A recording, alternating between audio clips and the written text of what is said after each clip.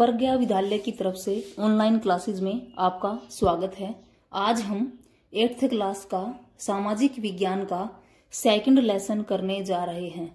Second lesson क्या है? भूमि, मृदा, जल, प्राकृतिक वनस्पति और वन्य संसाधन। इसका हम कौन सा लेक्चर करेंगे? लेक्चर 5।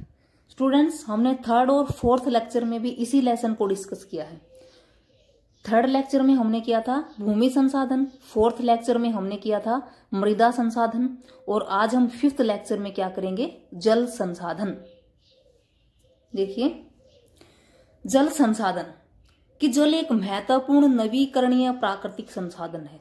कि जल सबसे महत्वपूर्ण संसाधन है, प्राकृतिक यानी प्रकृति द्वारा दिया गया, और नवीकरणीय जैसे हमने फर्स्ट ही लेक्चर में पढ़े थे कि नवीकरणीय संसाधन कौन से होते हैं। वे संसाधन जिनकी पुनः पूर्ति संभव है, यानी जिनको हम दोबारा से रिचार्ज कर सकते हैं, वे क्या कहलाते हैं? नवीकरणीय संसाधन कहलाते हैं। तो जल है, इसको भी हम रिचार्ज कर सकते हैं, यानी कि अगर जल खराब है तो उसको हम फिल्टर करके प्रयोग कर सकते हैं। तो इस तरह से जल भी क्या है? एक नवीकरणीय संसाधन है। फिर है भूपृष्ठ का 3/4 भाग जल से ढका हुआ है। इनकी धरातल का 3/4 भाग जल से ढका हुआ है, इसलिए जो पृथ्वी है उसको क्या कहा जाता है? नीला ग्रह।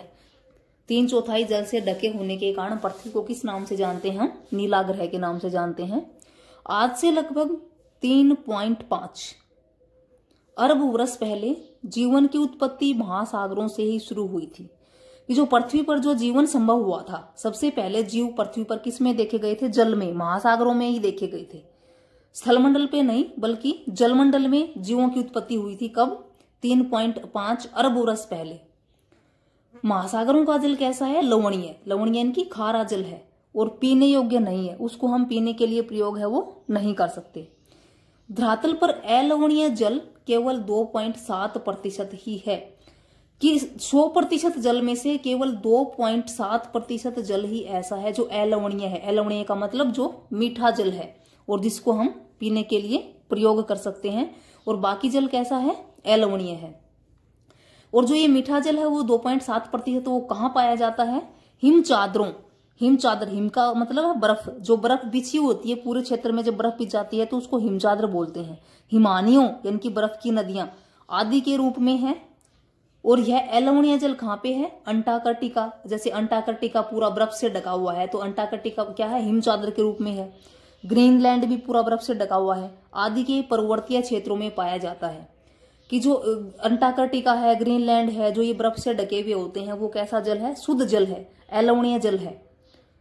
लेकिन इस जल तक हम पहुंच नहीं पाते, मानव की पहुंच नहीं है तो अलवणीय, लेकिन पर्वतीय क्षेत्रों में पूरा बर्फ से ढका हुआ क्षेत्र होने की वजह से इस जल तक हमारी पहुंच है वो संभव नहीं है। वर्ष 1975 में मानव उपभोग के लिए जो जल की खपत थी वो कितनी थी? 3850 घन किलोमीटर थी प्रति वर्ष। कि एक साल में 3850 घन किलोमीटर जो जल था वो प्रयोग होता था। कब? 1975 में। अब ये खपत बढ़ गई, जो वर्ष 2000 में बढ़ के कितनी हो गई? 6000 घन किलोमीटर प्रति वर्ष हो गई। कि हर साल 6000 घन किलोमीटर जो जल है उसका प्रयोग होने लग गया। पर्वतीय क्षेत्रों में पाया जाने वाला जो अलवणीय जल है वो मानव की पहुंच से बाहर है। जैसे ये वाला अंटार्कटिका, ग्रीनलैंड, ये मानव की पहुंच से बाहर है। केवल 1% जल ही लवणीय है जो मानव उपभोग के लिए प्रयोग होता है। देखिए, 100 में से 2.7% जल है वो कैसा है? अलवणीय है। अब इस 2.7 में से भी 1% जल ही ऐसा है जिस तक मानव की पहुंच है। इनकी अलवणीय है, मीठा है, और जिस तक मानव की पहुंच है, जो मानव उसका उपभोग करता है। अब 2.7 में से 1% मानव उपभोग करता है, बाकी कहाँ पे है? बाकी हिम चादरों के रूप में पर्वतीय क्षेत्रों पर बिछा हुआ है।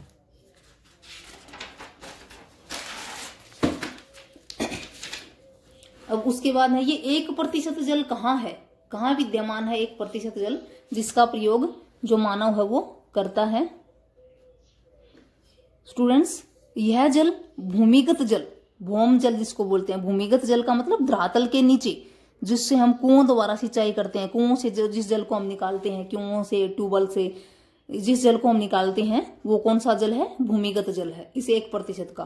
कुछ भाग नदियों में है जैसे मीठे जल की, कुछ झीलों में है, और कुछ वायुमंडल में जलवाष्प के रूप में है। कि 1% जल कहाँ कहाँ विद्यमान है? धरातल के नीचे, नदियों में, झीलों में और वायुमंडल में जलवाष्प के रूप में। एक टपकता हुआ नल वर्ष में 1200 लीटर जल व्यर्थ करता है। कि स्टूडेंट्स, अगर एक नल टपक रहा है धीरे धीरे तो एक साल में वो कितने जल को व्यर्थ कर देगा? 1200 लीटर जल है वो व्यर्थ बहेगा। अलवणीय जल पृथ्वी का सबसे मूल्यवान पदार्थ होता है, यानी कि जो मीठा जल है सबसे मूल्यवान पदार्थ है, क्योंकि जल सर्वाधिक रूपों में प्रयोग होता है। पृथ्वी पर जल न तो बढ़ाया जा सकता है और न ही घटाया जा सकता है, कि जितना लवणीय है वो वही रहेगा, ना तो हम उसको बढ़ा सकते हैं ना हम उसको घटा सकते हैं जल को। इसकी कुल मात्रा स्थिर रहती है। जो जल है यह वाष्पीकरण, वर्षण, वाह की प्रक्रिया, वाह क्या होता है? बहना। वाह का मतलब होता है बहना, बहना। वाह की प्रक्रियाओं द्वारा महासागरों, वायु, भूमि और पुनः महासागरों में चक्रण द्वारा गतिशील होता रहता है, जिसे जल चक्कर कहते हैं। स्टूडेंट्स, जो ये जल है ये क्या है? एक जल चक्कर, जल का एक चक्कर चलता रहता है। जैसे कैसे? जैसे ये धरातल है, माना हमने, ये महासागर है। अब धरातल पर जो जल है वो किसके रूप में प्राप्त होता है? वर्षा के रूप में हम प्राप्त करते हैं। जैसे अब सबसे पहले जो प्रक्रिया है वो कौन सी होती है? वाष्पीकरण। वाष्पीकरण क्या होता है? जल का भाप बन के उड़ जाना। जैसे ये महासागर है, समुद्रों में जल है। अब तापमान की वजह से ये जल क्या हो जाएगा? वाष्पीकृत हो जाएगा। इनकी इसका क्या हो जाएगा? वाष्पीकरण। वाष्पीकरण का मतलब है वो उड़ जाएगा, भाप बन के उड़ जाएगा जल। और वाष्पीकरण होके कहाँ पे चला जाएगा? ये वायुमंडल में चला जाएगा। ये वायुमंडल है। जल वाष्पीकृत होके कहाँ गया? वायुमंडल में। अब जल वाष्पीकृत होके वायुमंडल में चला गया तो जब बार बार वाष्पीकरण अधिक होता है तो ऊपर जल की मात्रा अधिक हो जाती है वायुमंडल में, तो क्या होना शुरू कर देता है? संघनन होना शुरू कर देता है। ये संघनन क्या होता है? जल का भाप से किसमें बदलना? बूंदों में बदलना।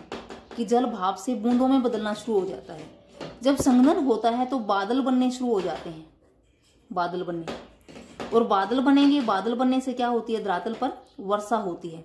बादल क्या करते हैं? वर्षा लाते हैं, वर्षा लाने में सहायक होते हैं। तो बादल बनने से क्या होती है? वर्षा होती है। अब महासागरों का जल वाष्पीकृत होकर कहाँ पे गया? वायुमंडल में गया।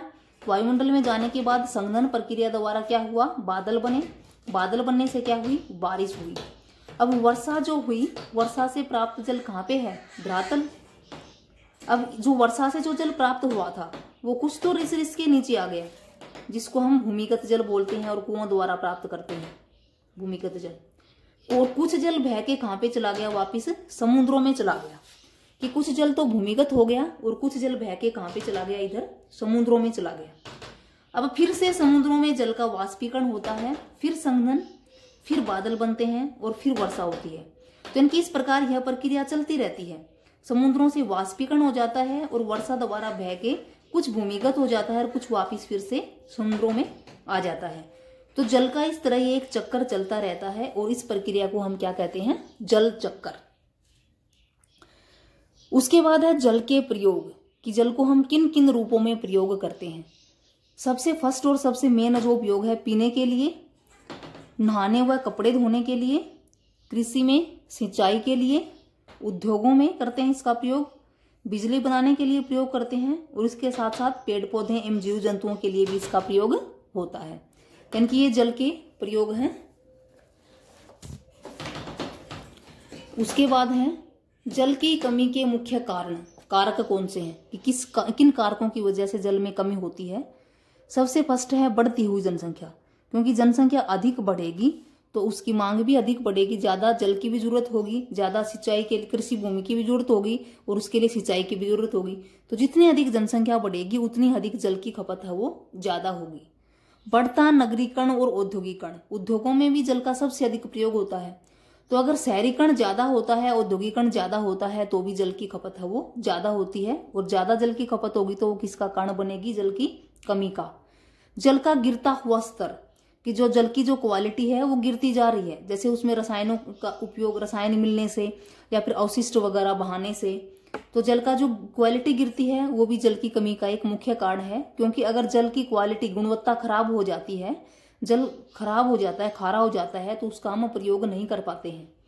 वनोन्मूलन, अगर हम अधिक से अधिक वन काटते हैं तो वो भी जल की कमी का कारण है, क्योंकि वन वर्षा लाने में सहायक होते हैं। अगर वनों का अंधाधुंध कटाव किया जाएगा तो वर्षा कम होगी और जल की कमी हो जाएगी। सूखा पड़ना अर्थात वर्षा न होना, कि वनोन्मूलन किसका कारण होता है? वर्षा न होने का, और वर्षा नहीं होगी तो क्या हो जाएगा? सूखा पड़ जाएगा। सूखे का मतलब है जल की कमी हो जाएगी। अधिक रसायनों का प्रयोग करने से, किसमें? कृषि में। अगर हम कृषि में ज्यादा कीटनाशक डालते हैं उत्पादन को बढ़ाने के लिए, तो वो भी क्या करते हैं? जल को प्रदूषित करते हैं। अपशिष्टों के बहाव से, कि औद्योगिक क्षेत्रों में जो जल है अपशिष्ट होते हैं। अपशिष्ट का मतलब जो खराब जो मटेरियल है उसको जल में बहा दिया जाता है, जो भी क्या करता है? जल को खराब कर देता है, और जिससे जल की कमी महसूस होती है। उसके बाद जल की समस्या से ग्रसित विश्व के प्रदेश, कि संसार में वो कौन से क्षेत्र हैं जो जल की समस्या से ग्रस्त हैं? कौन कौन से हैं? अधिकांश अफ्रीका महाद्वीप, पश्चिमी एशिया, दक्षिणी एशिया, पश्चिमी संयुक्त राज्य अमेरिका, संपूर्ण ऑस्ट्रेलिया। देखिए विश्व में एशिया महाद्वीप नहीं, अफ्रीका महाद्वीप। अफ्रीका महाद्वीप का ज्यादातर भाग, क्योंकि नीचे वाला भाग तो ये मरुस्थलीय है, कालाहारी मरुस्थल, इधर है सहारा मरुस्थल, तो मरुस्थलीय भाग में तो वैसे भी जल की कमी होती है। तो अफ्रीका महाद्वीप का अधिकांश जो भाग है वो जल की कमी से क्या है? ग्रसित है। एशिया महाद्वीप में एशिया का पश्चिमी भाग और एशिया का जो ये दक्षिणी भाग है ये जल की कमी से ग्रसित है। पश्चिमी संयुक्त राज्य अमेरिका, ये संयुक्त राज्य अमेरिका है, इसका पश्चिमी भाग, और इसके साथ संपूर्ण ऑस्ट्रेलिया, जो ऑस्ट्रेलिया है वो भी जल की कमी से क्या है? ग्रस्त है। तो विश्व के ये क्षेत्र है कौन सा? अधिकांश अफ्रीका, पश्चिमी एशिया, दक्षिण एशिया, पश्चिमी संयुक्त राज्य अमेरिका और ऑस्ट्रेलिया, जो जल की कमी से ग्रसित क्षेत्र है। उसके बाद है जल संरक्षण के तरीके, कि जल संरक्षण का मतलब है बचाव। जल को कैसे बचाया जाए, जल को संरक्षित कैसे किया जाए? फर्स्ट क्या है? अधिक से अधिक पेड़ पौधे लगाने चाहिए, कि अगर हम जल को बचाना है तो अधिक से अधिक पेड़ पौधे लगाएंगे, क्योंकि अधिक वन होंगे तो अधिक वर्षा होने में सहायक होंगे।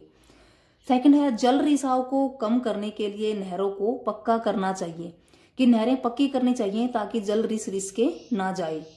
सिंचाई के लिए टपकन विधि का प्रयोग करना चाहिए, विशेषकर उन क्षेत्रों में जहां वर्षा कम होती है। जिन क्षेत्रों में वर्षा कम होती है वहां हम सिंचाई करते हैं तो कौन सी विधि? टपकन विधि, यानी कि फव्वारा सिस्टम है उसका है प्रयोग है वो करना चाहिए। अपशिष्टों के बहाव को रोकना चाहिए, कि जल में जो अपशिष्ट जो पदार्थ हैं उनको नहीं बहाना चाहिए। चक्रीय पद्धति अपनानी चाहिए। चक्रीय पद्धति का मतलब जल का हमें बार बार प्रयोग करना चाहिए, कि अगर जल अशुद्ध है तो हम उसको फिल्टर करके बार बार प्रयोग में कर सकते हैं।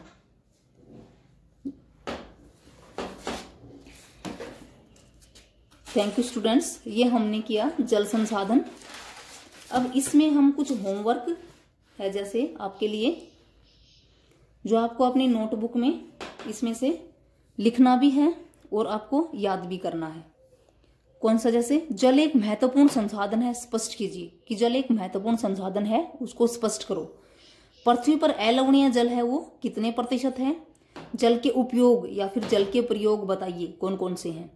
जल की कमी के मुख्य कारक कौन कौन से हैं?